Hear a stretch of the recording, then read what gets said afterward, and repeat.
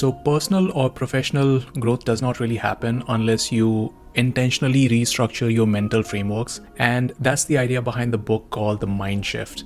And in this video, I'm going to talk about 3 key ideas from this book. Now, the third idea, which is all about balancing your act, is one of the most important pieces of advice that this book offers that we also often overlook.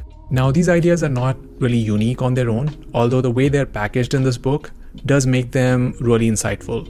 It makes them very sticky, makes them very memorable. But I also think that these are some really old and valuable lessons that philosophers have debated and talked and written about for centuries. So I will try and relate the ideas from this book with some of the ideas from existential philosophy to make more sense of them. Alright, so the very first key idea from this book is that your mental structure and your beliefs within them have a huge impact on what you can or cannot achieve. In other words, you are what you think about yourself. If you think that your hard work and resilience and dedication and effort can actually make you grow, or that setbacks are not permanent and that they can be opportunities in how you see the world, then you basically are building yourself for success, because challenges and difficulties, generally speaking, don't bring you down. Whereas if you think that you need to find the right time to do something for yourself, or if you feel like you first need the approval and the validation and a thumbs up from everyone to make big changes in your life, then the chances are that you have some really big self-limiting beliefs that will always stop you from achieving your full potential. Because whenever you want to do something big, but instead you are doing things that are not in alignment with what you want to do, then the chances are that you have created some sort of invisible obstacles for yourself. These obstacles are hidden from you because they are psychological in nature. But the good thing is that these things are never permanent. You have the choice of freedom, which then allows you to make necessary changes for yourself. And this is what the existentialist philosophy also tells us. It tells us to create our own essence. It talks about the role of individual choice, resilience, and the perception of challenges as opportunities for growth. It says that your essence is shaped through your actions and beliefs, that you first exist in this world as a human being, and therefore you have the autonomy and control over your choices and actions and beliefs, and making those choices that are true to you over and over again will shape your destiny. Now, this way of thinking is quite the opposite of what the old philosophical Platonic view was. The old view 2000 years ago was this idea that your essence precedes existence, which basically meant that your true nature and purpose are immutable and divinely ordained. So your essence, your true nature was already a thing decided by the gods, and then you had to sort of align yourself to that eternal truth, which was a very deterministic and a rigid view, because it believed that your true self existed independently of your human experience. Whereas the new philosophical idea that became popular in the 19th and the 20th century shifted the whole view of existence to a more malleable and self-determined way of looking at things. It sort of gave the autonomy back to human beings. It shifted the thinking from an external, objective view of truth and essence to an internal, subjective understanding of identity and purpose. Now, the freedom that it gave us also led to a lot of other problems, but that's a separate discussion.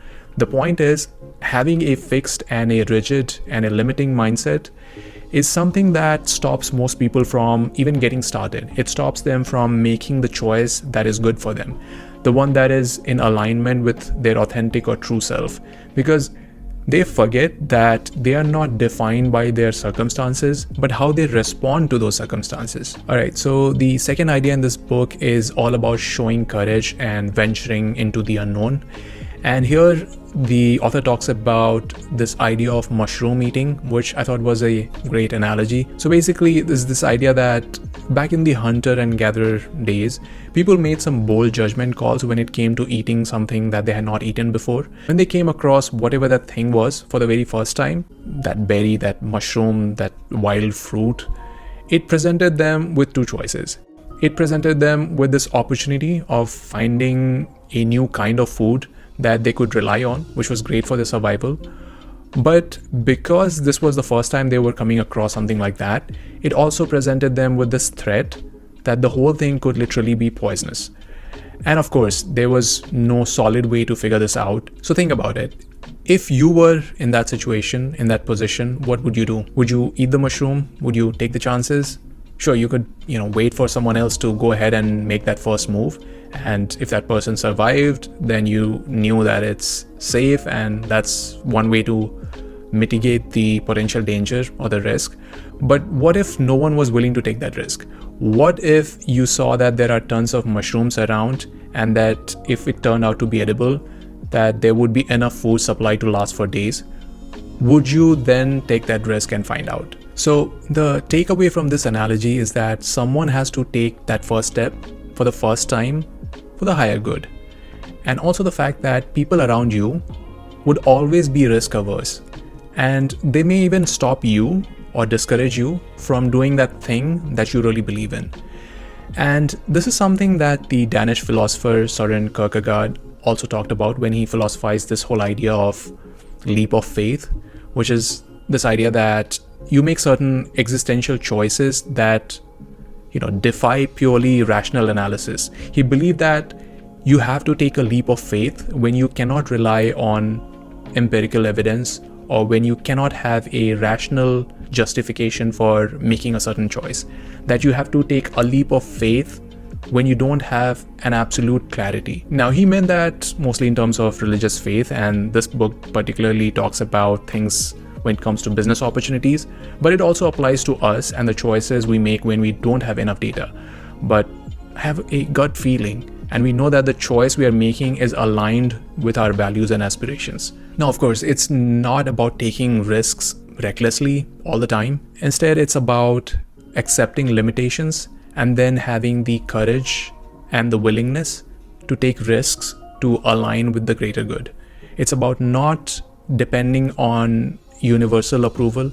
It's about not playing it too safe all the time, because if you do that, then that may mean that you aren't moving ahead, and that you will let other people's own limitations impact your growth and stop you from reaching your full potential, and it would stop you from eating that mushroom, and eventually you may starve to death because you're too afraid. Now, continuing this idea of existentialism, the third key insight that this book offers is all about balancing the balance, which is this idea that if you're aligned with your higher purpose, with your higher calling, then you cannot also find the perfect balance in other areas of your life, because you need to subtract the focus from some of the things to be able to focus on things that you really want to pursue. And these things could be important too, but the chances are you may not find that sweet, perfect harmony in all areas of your life. In other words, it's a game of trade-offs, because distributing time and energy equally across various aspects of your life will stop you from reaching your fullest potential. It will stop you from embracing your true self. And again, this is very much in alignment with the existentialist philosophy of authenticity that says that the true fulfillment comes from one's true self, and being true self requires you to make choices all the time. And making these choices would mean that you are not choosing everything all the time. You are instead choosing one thing over the other, and the thing that you're choosing is the one thing that is more aligned with your own true nature. And in that process, you sort of move away from finding that perfect equilibrium, because that perfect state of balance is anyway an external yardstick. It's something that you think you should be doing, but it's not something that you truly care for. So for instance, if you really care about your dream project and it takes away the time that you would otherwise spend socializing, you should still make that choice, because socializing is something that you think you should be doing, but you also know that you are really passionate about your dream project, and that is the one thing that would bring more meaning and fulfillment to you. But this could be flipped as well, where you really find meaning and value in socializing and connecting with other people, and at the same time you're working on a project that doesn't bring you a lot of inner fulfillment. Then you should focus on your authentic self and see what it loves, which is probably to socialize.